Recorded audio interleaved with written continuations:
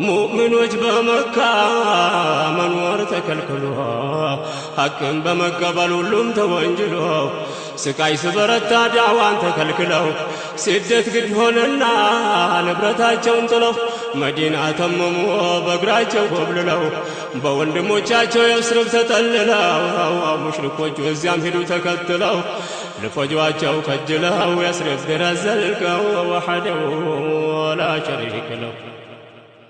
ሙስሊሞች በመካ ብዙ ተበደሉ እና ለያሲር በግፍ ተገደሉ።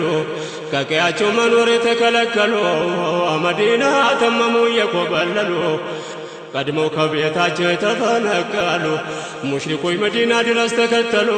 ነቢዩ መጠጊያ እንዲከለከሉ ወይ እንዲባረሩ ወይ እንዲገደሉ በአንድ አላህ አምነው